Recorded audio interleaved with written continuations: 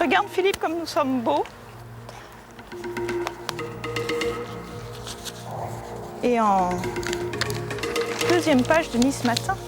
Oh là, super.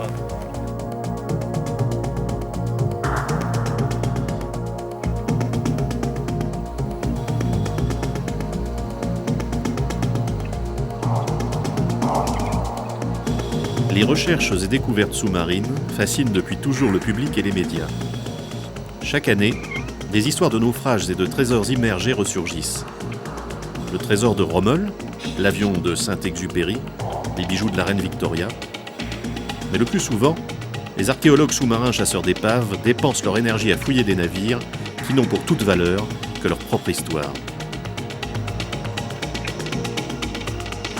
Anne et Jean-Pierre Joncheret, spécialistes des épaves de la Méditerranée, passent le plus clair de leur temps sous l'eau.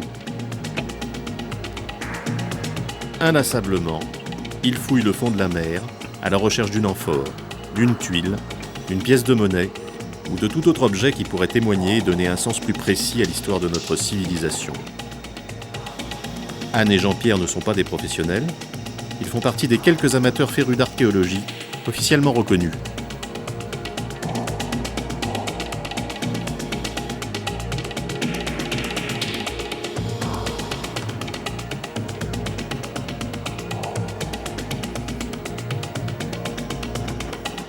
Comme chaque matin lors des campagnes de fouilles, Pilule, le petit bateau de Anne, quitte le port. Née à Aguet, tout près de Fréjus dans le Var, Anne s'est spécialisée à l'université dans l'étude des tuiles romaines. Fréjus était à l'époque romaine la capitale méditerranéenne de la fabrication des tuiles. Je crois que toute personne qui vit sur la Côte d'Azur depuis des années, qui voit la mer, qui fait un peu de bateau, qui part skier et qui est aquatique, à un moment donné a envie d'aller voir ce qui se passe dessous. Et une fois que l'on sait ce qui s'y passe, on en a le virus et plus jamais on peut s'en passer. Marc, tu vérifies s'il te plaît les tuyaux et tu regardes s'ils sont bien amarrés et surtout s'ils ne gênent pas le puits à chaîne quand on se mettra à l'ancre à midi. Directrice des fouilles sur le site du Cap Lardier, toute l'équipe est sous sa responsabilité. Pas celle-ci, mais toutes ces tuiles qui sont là en tas, que tu connais, on va les prendre et on va surtout les mettre à l'endroit où tu as remblayé hier pour cacher en fait le sondage qu'on a fait. S'il y en a vraiment beaucoup, peut-être qu'on continuera à remplir ici pour éviter qu'ils nous enlèvent ces tuiles-là, mais en priorité ce qu'on a fait cette année, les deux extrémités, et puis après on verra. Pour chasser les trésors, il est facile de trouver des plongeurs bénévoles. Mais quand il s'agit de tuiles, les volontaires se font plus rares. Anne a trouvé Marc, toujours prête à s'immerger. Pendant les fouilles, il n'y a pas de différence entre plongeurs. Anne fait les mêmes travaux, seule particularité, elle n'oublie jamais sa petite laine, même en plein été. Nous sommes arrivés au-dessus de l'épave à seulement quelques centaines de mètres du Cap Lardier.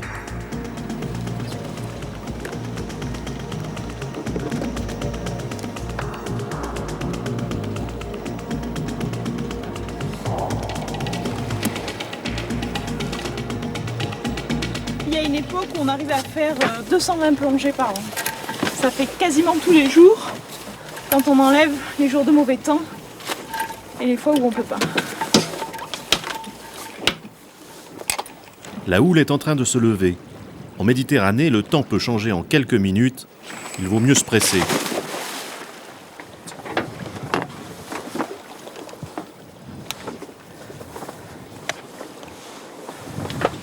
À tout à l'heure.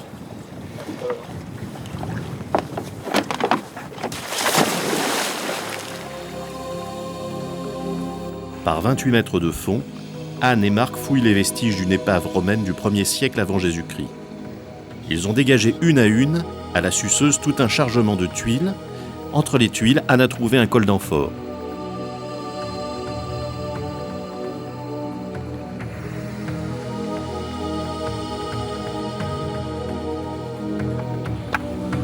Un peu plus loin, sous le quadrillage, on distingue l'ancre du bateau.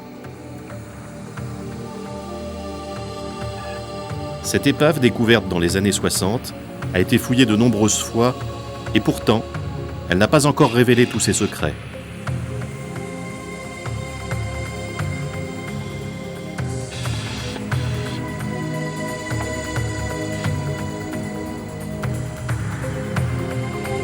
Avec précaution, en respectant scrupuleusement sa vitesse de remontée, Anne se dirige vers la surface. Après 1 heure de plongée, elle doit effectuer un long palier de décompression et attendre 40 minutes à 3 mètres sous le bateau. Un trop-plein d'euphorie, qui lui ferait oublier les normes élémentaires de sécurité, pourrait lui être fatal.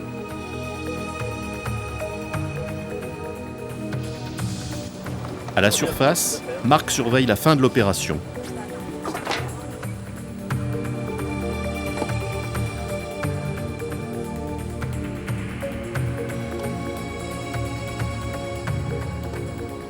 Les différents objets sont remontés un à un, à l'aide de bouées parachutes. C'est la dernière plongée, Anne sort épuisée. Il lui faudra attendre l'année prochaine pour reprendre les fouilles. Voilà, un chantier terminé. Tiens Philippe, on fait encore la une du journal. Jean-Pierre et Anne Joncheret se sont mariés pour le meilleur et pour le pire. Le pire est que les journaux qui les encensaient hier encore les accusent à coups de gros titres racoleurs. Je me suis mis à plonger en 1960. À l'époque, nous les plongeurs, nous faisions ce que nous voulions. Nous remontions des objets. Quand nous les amenions à la direction des antiquités, parce qu'à l'époque il n'y avait pas de recherche archéologique sous-marine, nous étions reçus et nous étions remerciés. Actuellement, c'est plus tout à fait la même chose. Et puis, en 1960 à 65, il y a eu les lois Malraux. Alors là, tout a été bien codifié. Celui qui trouvait un objet archéologique avait encore des droits dessus. Ces droits, c'était une partie du gisement ou alors une compensation en objet. Et ça marchait très bien. Jusqu'au jour de 1989 où la loi Jacques Lang a tout changé. Actuellement, tout ce qui est au fond de la mer appartient à l'État, personne n'a le droit d'y toucher, personne n'a la possibilité d'avoir un dédommagement rapide. Il est prévu pour les objets exceptionnels un dédommagement en nature ou surtout en espèces. Depuis 1989, je n'en ai jamais vu un. Alors résultat, les déclarations d'objets archéologiques qui se chiffraient par centaines à une certaine époque, sont descendues maintenant à quelques dizaines par an. Plus personne ne déclare plus rien. Et ça, c'est très mauvais. Jean-Pierre et Anne ont été accusés de destruction et recel de vestiges archéologiques. Ils détenaient en tout et pour tout 3 cols d'amphores non déclarés et 4 pipes en terre soi-disant romaines. Christophe Colomb en perdrait son latin. Lui qui, en découvrant l'Amérique 15 siècles plus tard, a importé le tabac sur le vieux continent. En 35 ans d'activité, Jean-Pierre a mis à jour 27 sites et a avoué tous ses loisirs au service de l'archéologie. Anne et lui ont été mandatés 45 fois par le ministère de la Culture. Filés dans leurs déplacements, mis sur écoute téléphonique, ils ont été au centre d'un feuilleton archéo-judiciaire pendant près de 4 ans. Après cette épreuve, Jean-Pierre et Anne ont eu du mal à renouer avec leur activité. Bob, le petit 4x4 de Anne, refait son apparition sur le port d'Aguet. Leur bateau pilule est toujours là, fidèle au poste. La semaine dernière, il y a eu un fort coup de vent, une amarre à lâcher. Quand on aura un grand et beau bateau, on n'aura plus ces problèmes-là. On sera dans un vrai port. Allez, vas-y. Aujourd'hui, Jean-Pierre et Anne partent faire une série de photos. Car en plus des bilans rédigés pour le ministère de la Culture, Jean-Pierre édite les cahiers d'archéologie subaquatique. Et Anne collabore à de nombreuses revues spécialisées.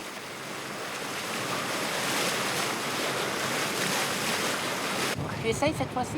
Oui, de toute façon, c'est moi qui aurais froid alors. Tu veux pas essayer sur toi d'abord et tu me racontes? Bon, le premier arrivé attend l'autre, d'accord? J'ai pas vu ma clavie.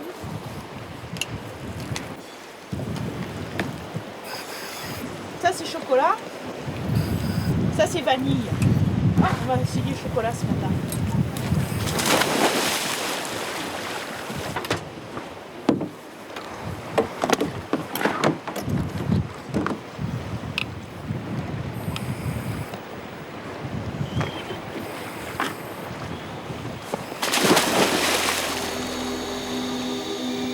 Pour réussir de belles photos sous-marines, il faut être parfaitement équilibré.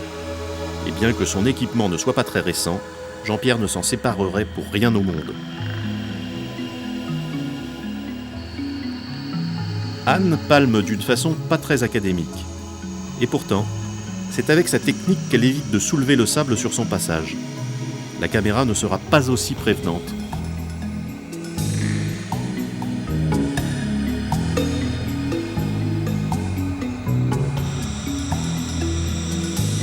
L'archéologie, ce qui est passionnant, c'est justement de faire cette enquête du moment qu'on trouve un col d'amphore au fond de l'eau, d'essayer de savoir pourquoi il est là, d'où il vient, de quand il date.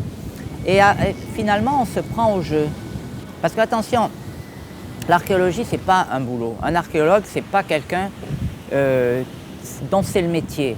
Archéologue, c'est un état. N'importe qui fait de l'archéologie, comme moi, hein, est archéologue. En face de nous, il y a des universitaires, des chercheurs du CNRS, mais nous sommes aussi bien que des archéologues. Alors, cette année, nous avons prélevé que des échantillons. Il y a trois pièces sont caractéristiques, 2 tuiles cheminées et une tuile avec des traces des empreintes de pattes de chien. Tiens, là voilà, la patte de chien, les pattes de chien. Ah oui, alors on les voit, là on voit les petits coussinets. Et les griffes. Les griffes, ouais. Là, elle est vraiment parfaite. Celle-là. C'est bien à la place ? Ouais. Les potiers de cette époque-là sont souvent des esclaves affranchis et leur nom comporte 3 noms, un trianomina comme on dit. Alors ils ont leur prénom, leur nom de famille propre et le nom de la personne qui les a affranchis, leur nom d'affranchi d'ailleurs. Alors on retrouve beaucoup de marques avec 3 initiales. C'est-à-dire qu'on retrouve par exemple LMO ou des initiales comme ça, comme nous on aurait écrit pour Anne Joncheret, AJ tout simplement. Justement, c'est exactement là ce qu'ont fait les potiers. Donc tu crois qu'ils ont d'abord fait une moitié? Non, ils ont démarré là, essaye. Et ensuite regarde, tu arrives à faire chaque doigt dans un... Mais non, Mais oui. Ah oui, mais j'ai le petit doigt qui prend de l'avance. Ben, c'est pas grave. Voilà, c'est exactement ça. Non, ça me paraît pas évident. Jean-Pierre et Anne étudient minutieusement chacune des marques. Pendant l'inventaire, toutes les pièces sont détaillées, mesurées, répertoriées.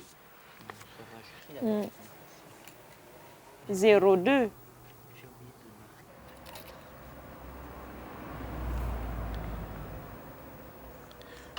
Une fois celui-ci terminé, Anne rédige le bilan de sa campagne de fouilles. 5. Il sera ensuite adressé au ministère de la Culture. Sigillés en général, et les plus intéressants parmi les sigillés, ce sont les sigillés suédois. Voilà, ça c'est assez ressemblant. Ça là, voilà, voilà, et tu vois, regarde le col. Mais par contre, le col ne va pas avec. du tout. Mais... Celui-ci un peu plus. Fréjus, ça te... Événement dans le vieux port de Saint-Raphaël. L'Archéonaute, le navire du Drasme, le département des recherches archéologiques sous-marines, se prépare à appareiller.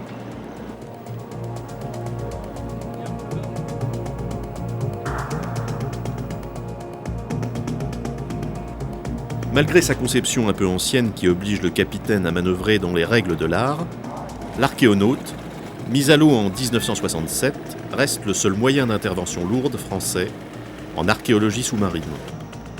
Sa mission ? Étudier l'architecture d'une épave sarrasine du Xe siècle, découverte en 1962 par 2 plongeurs amateurs, Pierre Danérol et Alain Viskis.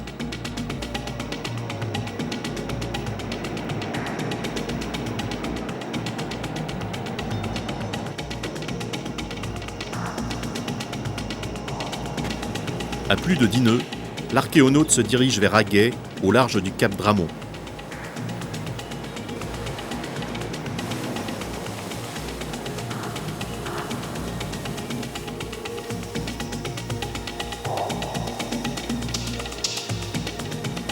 Après 18 années de fouilles et un sérieux accident de plongée, Alain Viskis a passé la main. Et c'est aujourd'hui Jean-Pierre Joncheret qui, avec l'appui de l'Archéonaute et de ses spécialistes, tente de percer le secret de l'épave d'Aguet. Toute petite zone avec une baie et 2 écueils de part et d'autre. Pour cette campagne, la logistique est très importante. Quelques jours auparavant, des bouées accrochées à des corps-morts ont été mises en place. Elles permettent de positionner parfaitement l'Archéonaute au-dessus de l'épave.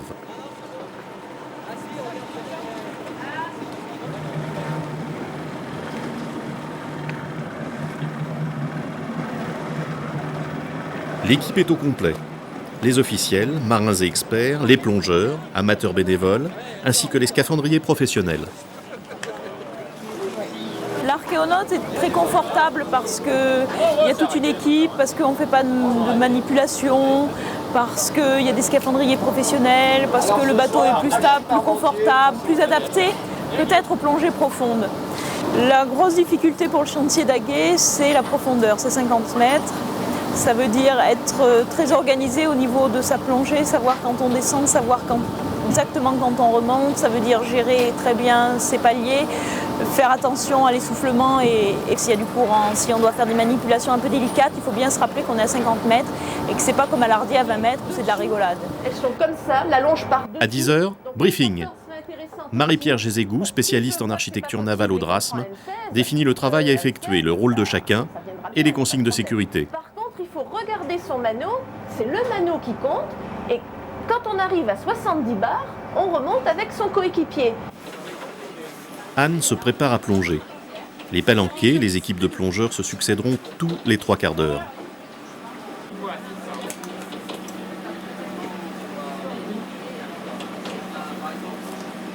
Quel que soit le chantier de fouille, il y aura toujours des travaux à faire. Donc c'est vrai qu'on demande à quelques scaphandriers d'être là pour éventuellement pouvoir intervenir sur ces travaux à cette profondeur-là. Et je pense qu'il faut des plongeurs avec les archéologues. Et sur un chantier d'archéologie, s'il y a des plongeurs, il faut des archéologues aussi. Donc c'est complémentaire. Je suis un bénévole. J'ai eu la chance de faire un certain nombre d'études. Et au fil du temps, je me suis passionné pour l'histoire. Et de la chasse sous-marine, qui est le début classique de beaucoup de plongeurs, je suis venu à la plongée bouteille. J'en ai fait à peu près le tour en faisant de la biologie. J'ai plongé beaucoup outre-mer. J'ai vu à peu près toutes les espèces qu'il est possible de voir. Et je suis revenu à mes premiers amours, c'est-à-dire à l'histoire. Moi, je m'intéressais depuis très longtemps à la mer, à la navigation, au bateau, à la voile. Et lorsque j'ai commencé l'archéologie, je ne savais pas qu'existait une discipline qui s'appelait l'archéologie sous-marine. Je l'ai découvert pendant mes études, je plongeais déjà. Et lorsque j'ai vu que je pouvais me spécialiser sur l'histoire de la navigation, de la construction navale dans les temps anciens, j'ai choisi cette voie par goût. Première plongée, première descente dans le bleu.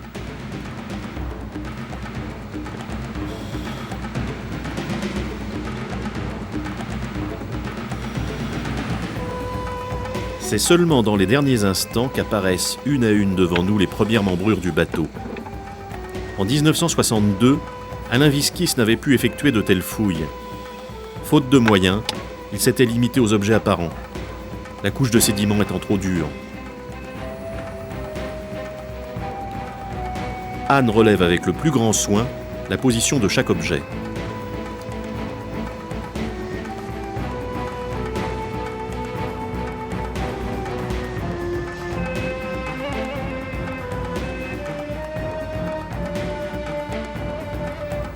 Cette épave est une des rares épaves du Moyen-Âge que nous connaissions en Méditerranée. Tout simplement, les épaves médiévales se conservent beaucoup moins bien que les épaves antiques parce que les amphores sur les épaves antiques jouent un rôle à la fois favorise l'enfouissement de la coque après le naufrage et protège également la coque des micro-organismes marins qui pourraient la détruire.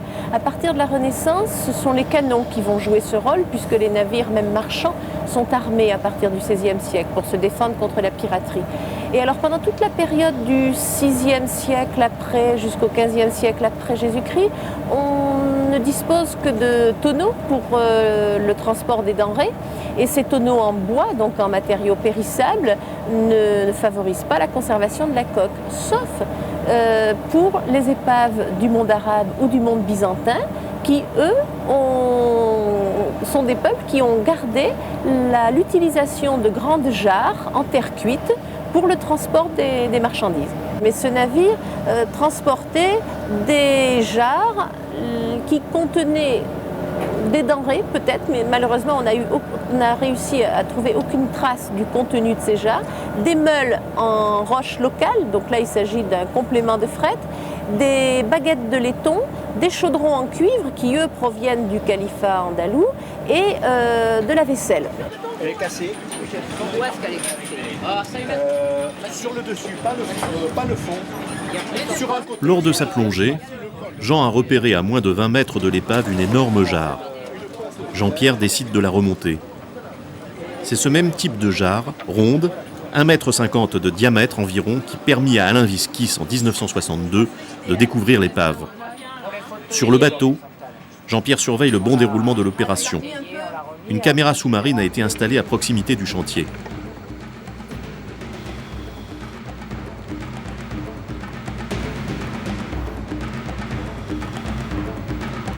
Une première palanquée de 2 plongeurs part désensabler la jarre. Ensuite, 2 nouveaux plongeurs prendront le relais pour la ficeler et enfin 2 autres encore assureront sa remontée.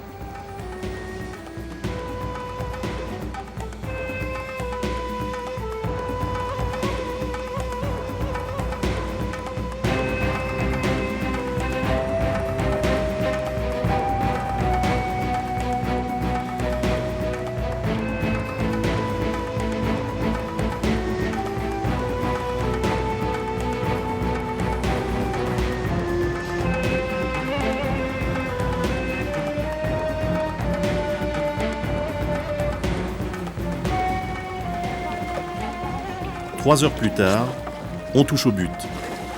La jarre est là, sous nos yeux, à quelques mètres sous l'eau. Puis en quelques secondes, tout bascule. Sa fixation a lâché, elle retombe 50 mètres plus bas, fracassée.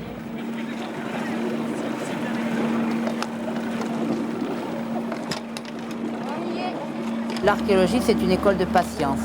On se dit au départ qu'on va mettre 1 an ou 2 ans ou 3 ans et puis on se retrouve aussi passionné les années suivantes et les années qui se suivent les unes après les autres. Moi j'estime que quand on commence une épave, il faut la terminer. Et si on ne peut pas la terminer, quelqu'un d'autre la termine, il faut qu'elle soit finie. Une épave à moitié commencée, à moitié finie, c'est pas bon. C'est pas bon pour l'histoire, c'est pas bon pour nous. Effectivement, Jean-Pierre ne renonce pas. Le lendemain, Anne et lui replongent pour remonter les restes de la jarre. On est parti avec Jean-Pierre et avec le parachute.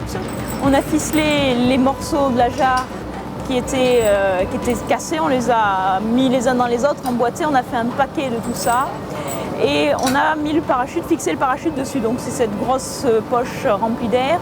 Quand on manipule un parachute, il faut en fait avoir 4 mains. Il faudrait être poulpe. L'intérêt du parachute, c'est qu'on peut gérer la remontée. La jarre remonte doucement à la vitesse du plongeur et ça ne donne pas d'à-coups et pas de secousses. L'inconvénient, c'est qu'il faut bien gérer la remontée au parachute et pas que le parachute ne remonte pas trop vite ou pas trop lentement. C'est ce qui s'est passé à un moment donné.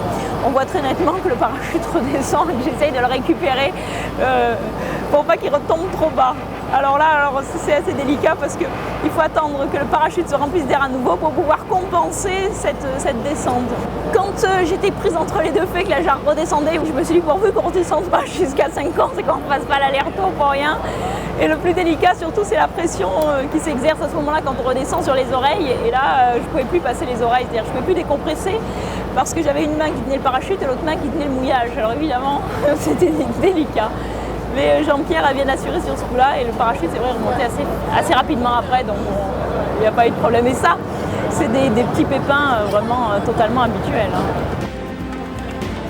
Une fois encore, l'épave d'Aguet a intéressé les médias. Journalistes télé et de presse écrite se sont succédés à bord de l'Archéonaute pendant la fouille.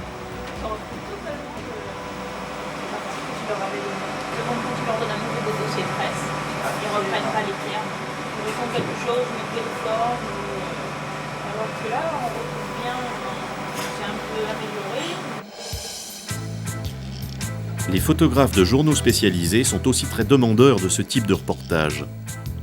Stéphanie Vichat, étudiante en archéologie, se prêtera volontiers à une séance photo, tout en nettoyant soigneusement l'épave et en reconstituant son immense puzzle. C'est un exercice qui n'est pas aussi simple qu'il y paraît, car en dessous de 40 mètres, les plongeurs sont souvent sous l'emprise de la narcose, une sensation similaire à l'abus d'alcool ou à la consommation d'herbes jamaïcaines.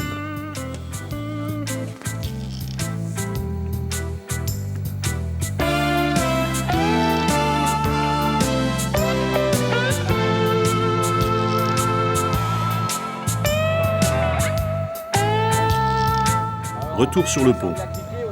Étienne Champelovier, technicien au drasme depuis près de 20 ans, a mis au point sa propre technique pour remonter les membrures. Ces pièces de bois qui constituent l'ossature de la coque du navire. Dessous, tu mets en tension. Et alors, on fera comme ça. 1 et 2. Et là... Ensuite, il faudra reproduire chacun des gestes à 50 mètres de fond. Des punaises blanches ont été posées comme repères, à l'emplacement de chacun des clous en fer désagrégé qui tenaient le bordé, la robe du bateau.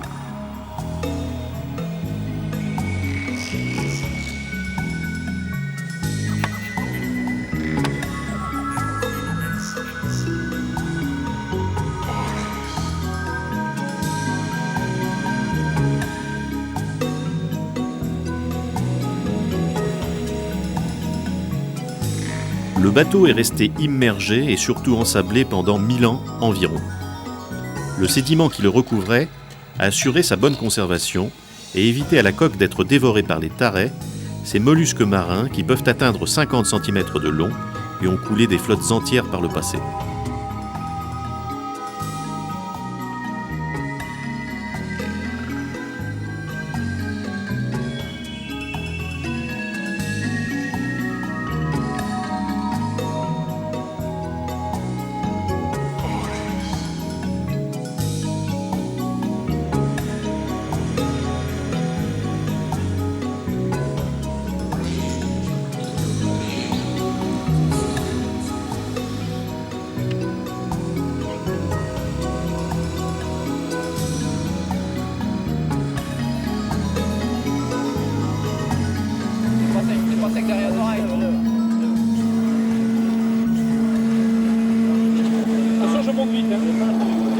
Une fois sorties de l'eau, les membrures devront être analysées et réimmergées très rapidement, car elles se désagrégeraient en quelques heures. Pendant 3 semaines, l'archéonaute mouillera chaque jour face au cap Dramont.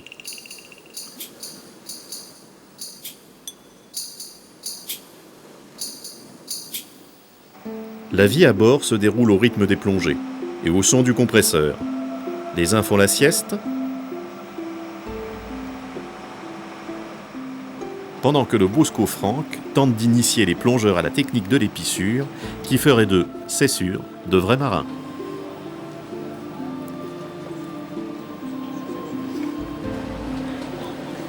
Marie-Pierre, infatigable, mesure, dessine et étudie une à une le maximum de membrures.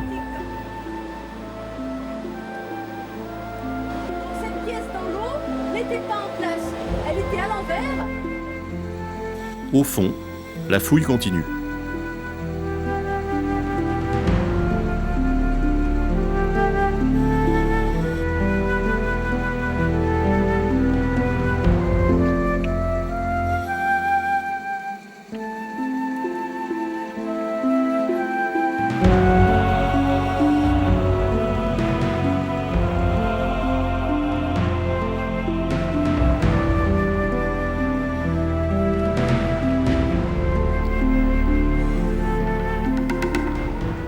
La passion de Jean-Pierre ne se limite pas aux épaves antiques.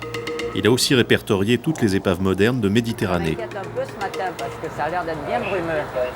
Tu vois, là, on a une visée à quoi 6-10 km peut-être. Et comme on est au Cap Taïa, on prend une enseignement sur Cavalère, ça fait quand même de la distance. Pendant son aventure archéo-judiciaire, Jean-Pierre a retrouvé Jojo, un vieux copain. Celui-ci lui a livré un de ses secrets, l'emplacement d'un magnifique cargo connu seul des pêcheurs et des corailleurs. Son nom, le trafic. Aidé de Stéphane, le patron du club de plongée de Fréjus, il décide de partir à sa recherche.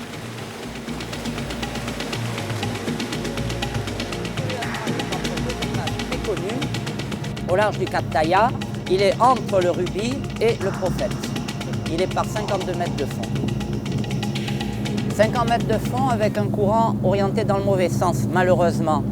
Alors ce qui fait que si tu descends et si tu le loupes, tu te retrouves dans les grands fonds. Et à 300 mètres de là, il y a plus de 100 mètres de profondeur.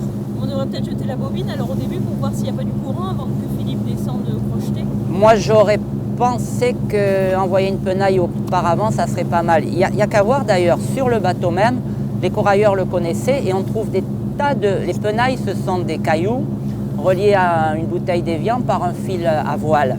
Et on a vu beaucoup de ces penailles au fond. Ça veut dire que les corailleurs avaient déjà les mêmes difficultés. Alors il y a quelque chose de curieux, c'est qu'il n'a plus son hélice et son arbre d'hélice. Alors soit c'est un bateau qui était en remorquage, soit c'est un bateau qui a pris une mine à l'arrière, à l'hélice, et le fait de perdre l'arbre a fait... Il est en bon, relativement, oui, en bon état. Il y a simplement le trou de l'arbre d'hélice et pas d'hélice. Une plongée à 60 mètres en plein courant, ce n'est pas toujours une partie de plaisir. Mireille, éclairagiste, Philippe et Stéphane chargés de la sécurité, chacun prépare son matériel, rien n'est laissé au hasard.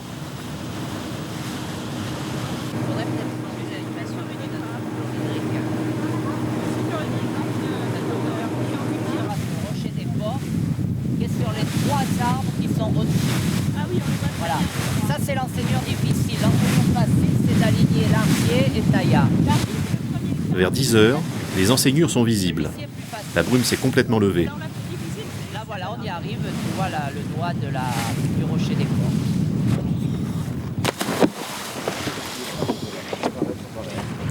Stéphane plonge le premier.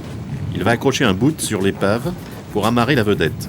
C'est l'opération la plus délicate, car si le bateau n'est pas parfaitement positionné au-dessus du trafic, ou si le courant est trop fort, il faudra renouveler l'opération. Une fois l'amarrage réussi, Anne et Jean-Pierre plongent à leur tour.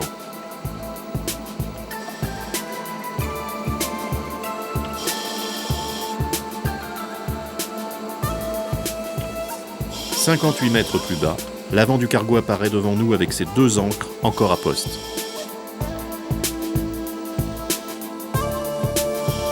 Plonger sur une épave encore vierge reste toujours un moment intense chargé d'émotions.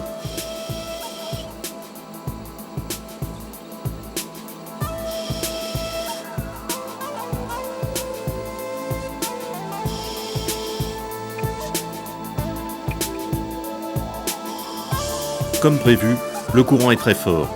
L'ordinateur signale déjà par un bip sonore une trop grande consommation d'air. Notre plongée ne pourra être longue.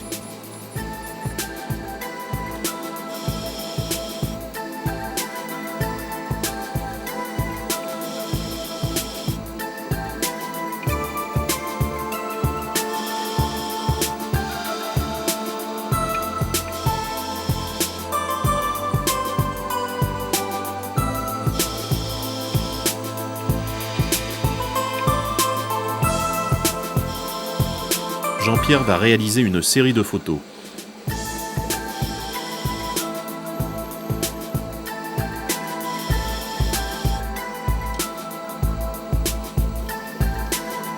Anne tient le rôle du modèle. Sa présence sur les clichés donnera une idée de la taille réelle du cargo, environ 50 mètres. C'est grâce à Pierrick Parloir, corailleur légendaire disparu au début des années 80, et à une annotation qu'il avait faite sur une vieille carte, que nous pouvons aujourd'hui plonger sur le trafic.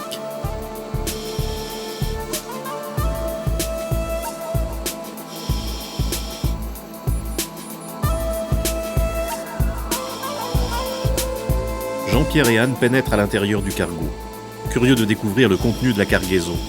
Mais ils ne pourront atteindre leur but, tous les passages sont obstrués.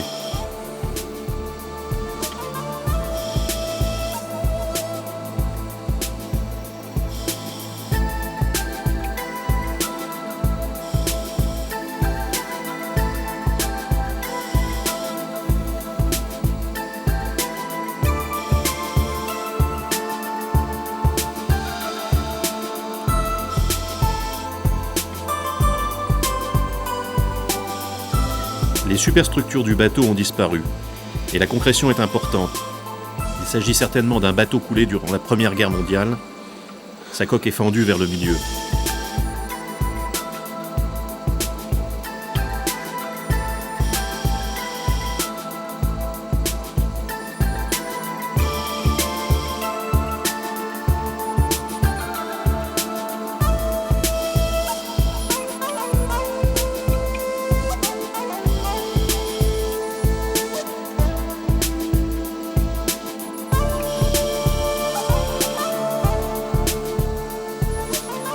La séance de photos continue. Cela fait déjà plus de 15 minutes que nous sommes sous l'eau. La réserve d'air a diminué de moitié, mais Stéphane a tout prévu pour la sécurité. Pendant notre plongée, des bouteilles relais ont été immergées pour nous permettre d'effectuer nos paliers. «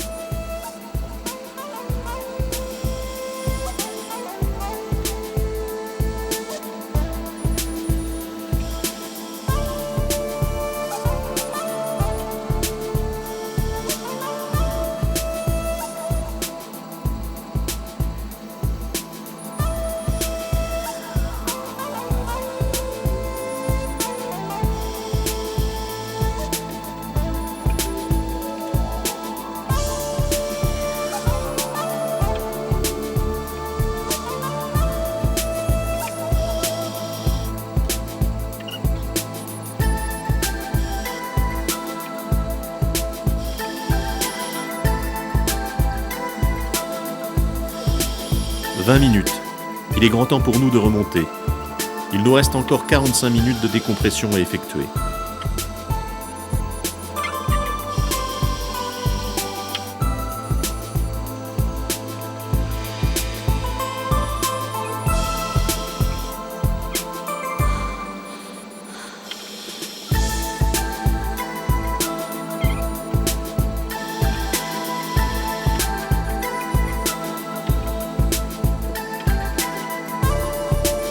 Un dernier passage vers l'arrière du bateau, la poupe du trafic est celle d'un grand voilier de fer arrondi avec un rebord.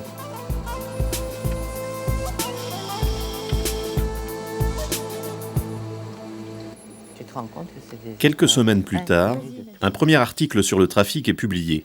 Il est signé Jean-Pierre Joncheret. Les lecteurs de la revue découvrent cette nouvelle épave qui pourtant n'a pas été déclarée. Et puis en plus, elles sont bien mises. Il y a des lois qui décident des biens archéologiques culturels. Et il y a des lois qui s'occupent des ferrailles. Ça, c'est un bateau en fer qui a un propriétaire, il a toujours son propriétaire. C'est soit l'armateur, soit l'assurance de l'armateur. Donc on n'a pas à déclarer et à espérer obtenir une propriété quelconque sur quelque chose qui appartient déjà à un armateur. C'est la différence avec les bateaux romains, où on aura beaucoup de mal à déterminer que l'épave de la Chrétienne M appartenait à un Romain du temps de Néron. Ce que j'aimerais, ce n'est pas tellement une reconnaissance comme archéologue. Ce que j'aimerais, c'est que des gens qui ont travaillé pendant des années sur une épave aient un souvenir, que l'on leur laisse, comme dans la loi Malraux de 1965, que l'on leur laisse un objet, que l'on leur laisse quelque chose qui leur rappelle qu'ils ont travaillé sur cette épave. Qu'on les associe aux fouilles, et non pas qu'on leur dit « bon, vous avez trouvé une épave, bon, vous pouvez aller jouer ailleurs, maintenant laissez faire les grands ». Qu'on leur dise quand on travaille sur leur épave, qu'on leur donne, qu'on leur communique les travaux qui ont été faits, et les rapports de fouilles. En général, l'inventeur d'une épave est absolument oublié du moment où il a fait sa déclaration, et ça, c'est pas normal. Parce que quand on trouve quelque chose, on aime l'histoire de la chose qu'on a trouvée. On aime y participer, on aimerait être au courant de ce qui se passe. Actuellement, c'est l'ignorance la plus totale. Dans les années 50, les plongées en Méditerranée se faisaient sur des lits d'amphores. Elles étaient remontées, entassées, massacrées.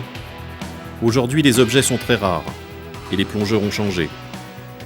Autrefois considérés comme des pirates, ils sont devenus de véritables archéologues sans lesquels l'archéologie sous-marine n'existerait pas.